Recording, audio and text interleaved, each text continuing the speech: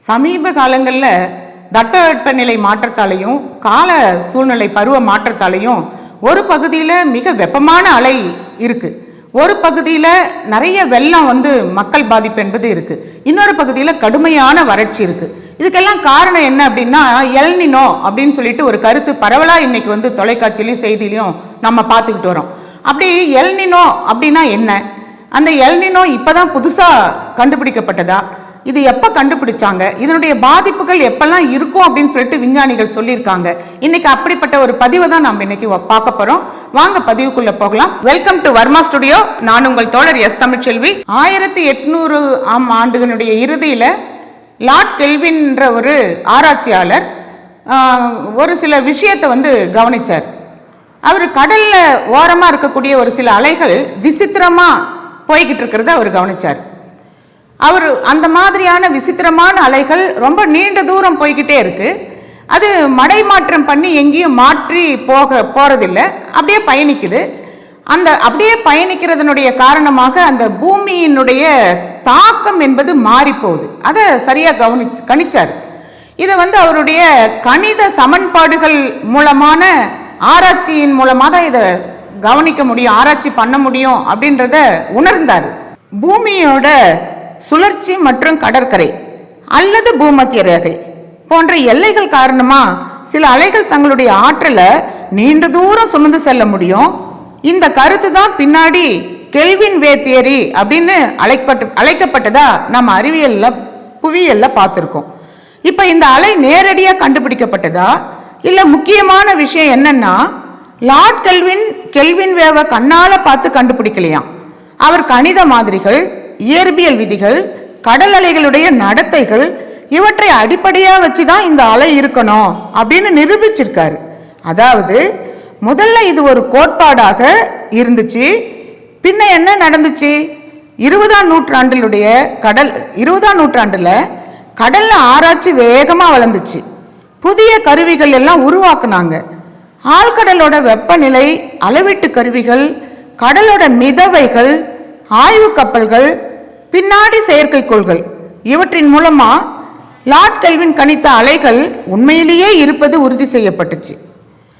இந்த அலைகள் பூமத்திய ரேகை வழியாக ஆயிரக்கணக்கான கிலோமீட்டர்கள் பயணிச்சிருக்கு. கடலோட மேற்பரப்பை மட்டுமல்ல, பல 100 கிலோமீட்டர் ஆழத்திலையும் மாற்றங்களை ஏற்படுத்தி இருக்கு. எல்னினோ சவுத்தாரன் ஓஷன் என்ற போன்ற பெரிய காலநிலை நிகழ்வுகள்ல முக்கியமான ஒரு பங்கை வகிச்சிருக்கு.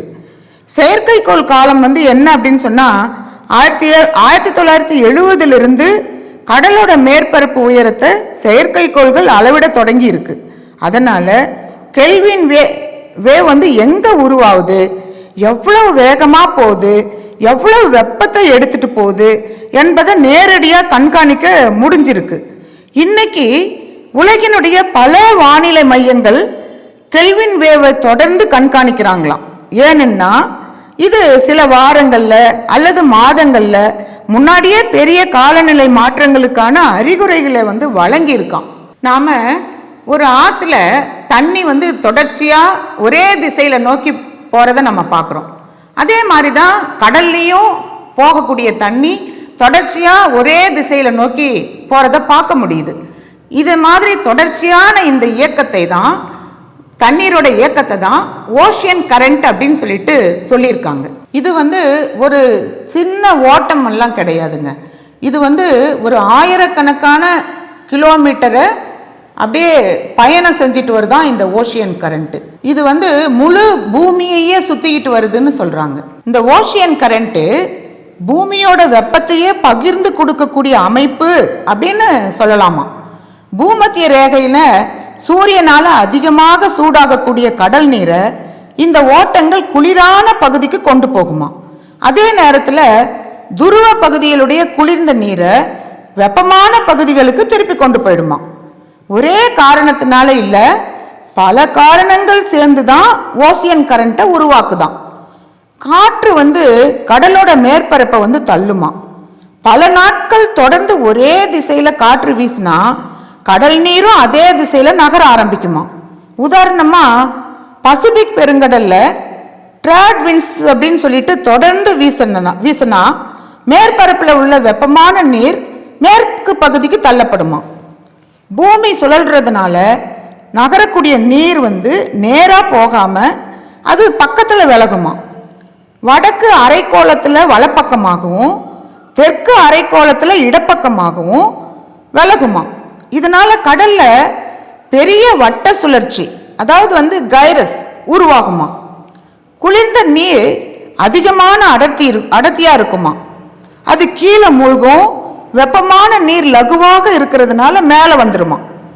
அதை போலதான் அதிக உப்பா இருக்கக்கூடிய நீர் கனமாக இருக்குமா.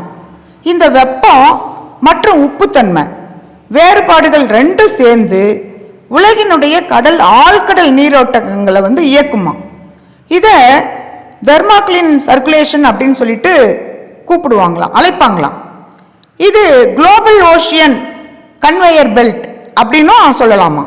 இந்த டீப் ஓஷியன் கரண்ட்ஸ் அப்படிங்கிறது கடலோட வெப்பநிலை மற்றும் உப்புத்தன்மை இதனால இயக்கப்படுதான். இது இந்த முழு உலக சுழற்சியை முடிக்கிறதுக்கு பல நூறு ஆண்டுகள் ஆகும் அப்படின்னு சொல்றாங்க. ட்ராட் விண்ட்ஸ் அப்படின்னா வர்த்தக காற்று. ட்ராட் விண்ட்ஸ் அப்படின்னா பூமத்திய ரேகையை நோக்கி தொடர்ந்து வீசக்கூடிய நிலையான காற்று. ஏன் உருவாகுது? பூமத்திய ரேகையில் சூரிய வெப்பம் அதிகமாக இருக்குமா. அங்கே காற்று சூடாக்கி மேலே எழுகுதான். அந்த இடத்த நிரப்புறதுக்காக வடக்கு மற்றும் தெற்கு பகுதியிலிருந்து குளிர்ந்த காற்று நகர்ந்துக்கிட்டே வருமா. பூமி சுழந்து கொண்டே இருக்கிறதுனால அந்த காற்று நேராக வராமல் கிழக்கிலிருந்து மேற்காக வீசுவது போல நமக்கு தெரியுமா. பசிபிக் ஓஷன்ல என்ன நடக்குது? ட்ராட் விண்ட்ஸ் தொடர்ந்து கிழக்கிலிருந்து மேற்கா வீசுது. இதனால தென் அமெரிக்கா அருகில் இருக்கக்கூடிய வெப்பமான நீர் மேற்கு பசிபிக் கடலுக்கு தள்ளப்படுது. இந்தோனேஷியா ஆஸ்திரேலியா அருகே அந்த நீர் வெப்பமான நீர் ஒரு இடத்துல குவிஞ்சு போகுமா.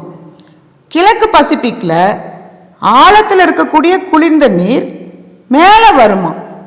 அந்த நிலையை என்ன சொல்றாங்க? அப்வெல்லிங். இதுவே சாதாரண நிலை அப்படின்னு சொல்லிட்டு சொல்றாங்க.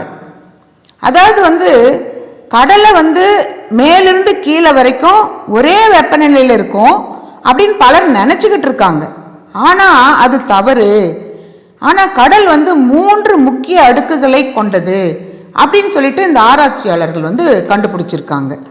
அதாவது சர்ஃபேஸ் லேயர், சூரியனால இது சூடாகும். சுமார் 0லிருந்து 200 மீட்டர் வெப்பநிலை அதிகமாகுமா. தெர்மாக்குலின் மிகவும் முக்கியமான இடையடுக்கு. தெர்மாக்குலின் அப்படின்றது மிக முக்கியமான இடையடுக்கு. இந்த வெப்பநிலை மிக வேகமாக குறையுமா.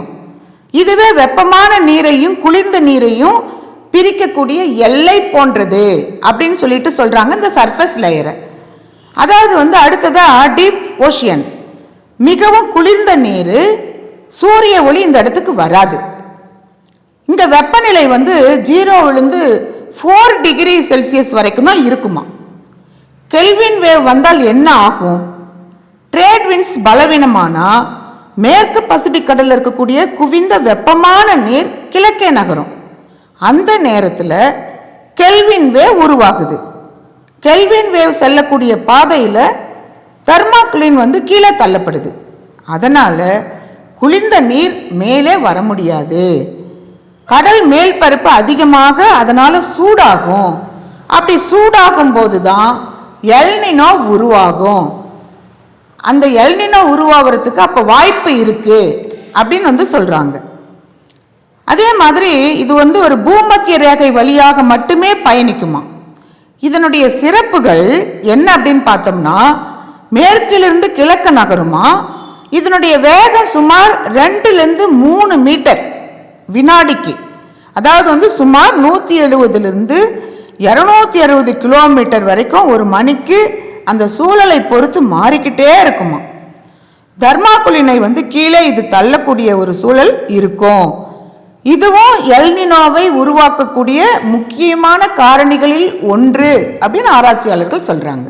இந்த கிழக்கு பசிபிக் கடல் சூடாகக்கூடிய ஒரு சூழ்நிலையில இது ஒரு சில வாரங்கள்லையோ அல்லது ஒரு சில மாதங்கள்லையோ பெரு, ஈக்வடார் போன்ற நாடுகளுக்கு அருகில் இருக்கக்கூடிய அந்த கடலோட மேல் பரப்பு வழக்கத்தை விட அதிகமான சூடாகக்கூடிய சூழ்நிலை இருக்கு அப்படின்னு சொல்றாங்க. இதனால மேகப்பெருக்கம் மற்றும் மழை பாதிப்பு உள்ளிட்ட எல்லா சூழ்நிலைகளையும் உருவாக்கக்கூடிய சூழலை உருவாக்குது. இது எல்னினோ உருவாகிறதுக்கு ஒரு முக்கியமான காரணம் அப்படின்னு சொல்றாங்க.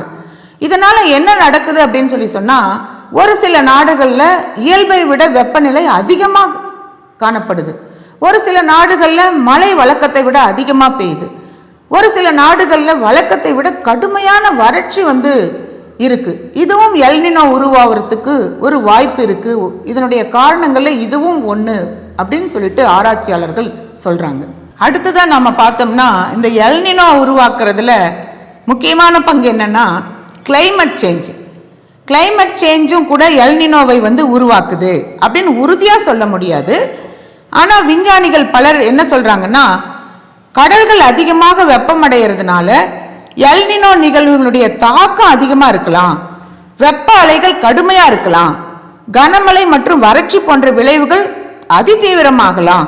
அதாவது கிளைமேட் சேஞ்சு பிளஸ் எல்னினோ அதிக தாக்கத்தை ஏற்படக்கூடிய வாய்ப்பு அதிகம் அப்படின்னு சொல்றாங்க. ஆனா கிளைமேட் சேஞ்சு காரணமா எல்னினோக்கள் அதிகரித்து விட்டன அப்படின்னு சொல்லிட்டு நம்ம உறுதியாக நிரூபிக்கப்பட முடிவு இன்னும் நமக்கு வரல. இது தொடர்ந்து ஆய்வு நிலையில தான் இப்ப வரைக்கும் இருக்கு. அதாவது 2009 2010 எல்னினோ நடுத்தரம் முதல் வலுவான எல்னினோவாக இருந்தது அப்படின்னு ஆராய்ச்சியாளர்கள் சொல்றாங்க. இந்தியாவில் பருவநிலை குறைந்த பகுதிகள் இருந்தது. பல நாட்டில் வறட்சி மற்றும் மழை மாறுபாடுகள் பதிவாயிருக்கு. 2015 2016 எல்னினோ கடந்த பல தசாப்தங்களில் இல்லாத மிகவும் வலுவான எல்னினோக்களில் ஒன்றா மாறி போயிருக்கு.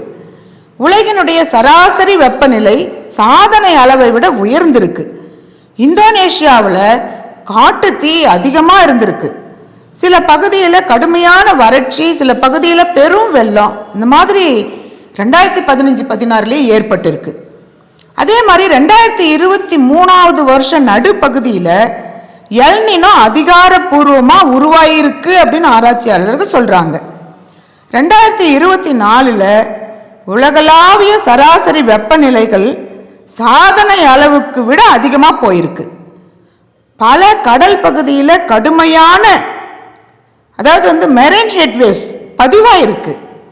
உலகினுடைய பல பகுதிகளில் வெப்ப அலைகள், கனமழை மற்றும் வறட்சி போன்ற தீவிர வானிலை நிகழ்வுகள் அதிகரிச்சுக்கிட்டே இருக்குன்னு சொல்லிட்டு ஆராய்ச்சியாளர்கள் பதிவு பண்ணியிருக்காங்க. கெல்வின் வேவை செயற்கைக்கோள்கள் நேரடியாக அலை, இதுதான் கடல் அலை அப்படின்னு படம் எடுக்கிறது இல்லை. அவை அளவிடுவது என்ன அப்படின்னா, கடலுடைய மேற்பரப்பினுடைய உயரம், கடலினுடைய மேற்பரப்பினுடைய வெப்பநிலை, கடலினுடைய நிறமாற்றங்கள், காற்றினுடைய வேகம் மற்றும் திசை, சில சென்டிமீட்டர் அளவிலான கடல் மட்ட உயர மாற்றம். இதை நவீன செயற்கைக்கோள்கள் கண்டறிய முடியும் அப்படின்னு சொல்லிட்டு ஆராய்ச்சியாளர்கள் பதிவு பண்றாங்க. இதனுடைய கடலினுடைய மிதக்கும் ஹர்கோ ஃபிளட்ஸ் ஆய்வு கப்பல்கள் இவற்றினுடைய தரவுகளையும் சேர்த்து தான் விஞ்ஞானிகள் எல்னினோ உருவாகிறதா அப்படின்றத கண்காணிக்கிறாங்க. இதனால எதிர்காலத்தில் என்ன நடக்கலாம் அப்படின்னு பார்த்தோம்னா, விஞ்ஞானிகள் தொடர்ந்து ஆய்வு செய்யக்கூடிய முக்கியமான கேள்வி, வெப்பமடையக்கூடிய பூமியில எல்னினோ எப்படி மாறும் அப்படின்னு சொல்லிட்டு அந்த முக்கியமான கேள்வியும் பதிவு பண்றாங்க. இதனால சாத்தியமான நிலைகள் என்ன அப்படின்னு பார்த்தோம்னா, கடல் வெப்பம் தொடர்ந்து அதிகரிக்கலாம், மெரைன் ஹெட்வேஸ் அதிகரிக்கலாம், வலுவான எல்னினோ நிகழ்வுகளுடைய தாக்கம் சில பகுதிகளில் அதிகரிக்கலாம், விவசாயம், குடிநீர், மீன்வளம் ஆகியவை அதிக சவால்களை சந்திக்கலாம். ஆனால் எல்னினோ எப்போது உருவாகும், எவ்வளவு வலிமையா இருக்கும் அப்படின்றத பல மாசங்களுக்கு முன்னாடியே 100% துல்லியமா இன்னும் கணிக்கவே முடியல அப்படின்னு சொல்லிட்டு ஆராய்ச்சியாளர்கள் பதிவு பண்ணியிருக்காங்க. கடல்ல உருவாகக்கூடிய கண்ணுக்கு தெரியாத ஒரு அலை பல ஆயிரம் கிலோமீட்டர்கள் பயணம் செஞ்சு உலகத்தோட கால நிலையவே மாத்திடுது. அது ஒரு விவசாயினுடைய வாழ்வாதாரத்தை, மீனவனுடைய வாழ்வாதாரத்தை எல்லாருடைய பல மனிதர்களுடைய வாழ்வாதாரத்தை அப்படியே தலைகீழா மாற்றக்கூடிய அந்த வாய்ப்பை, அந்த சூழலை உருவாக்கி கொடுத்துருது. கெல்வின் வேவும் மற்றும் எல் நினோவும் நமக்கு ஒரு உண்மையை நினைவுபடுத்துது. இயற்கையோட ஒவ்வொரு பகுதியும் மற்ற பகுதியோட இணைஞ்சிருக்கு. கடல்ல நடக்கக்கூடிய ஒரு சின்ன மாற்றம் கூட உலகத்தில் மறுபக்கத்தில் வாழக்கூடிய ஒவ்வொரு மனிதனையும் பாதிக்கக்கூடிய தன்மை வரும் அப்படின்னு ஆராய்ச்சியாளர்கள் சொல்றாங்க. அதனாலதான் பூமியை புரிந்து கொள்வதற்கு உண்டான அந்த தன்மை என்பது நாம் பூமியை பாதுகாப்பதற்கு உண்டான முதல் படி அப்படின்னு சொல்றாங்க. அதனால நம்ம பூமியையும் கடலையும் எவ்வளவு பாதுகாப்பானதாக வைத்துக் கொள்ள வேண்டும் என்பதை இதன் மூலம் நினைவுபடுத்துறாங்க ஆராய்ச்சியாளர்கள். நன்றி. நான் உங்கள் தோழர் எஸ் தமிழ்ச்செல்வி.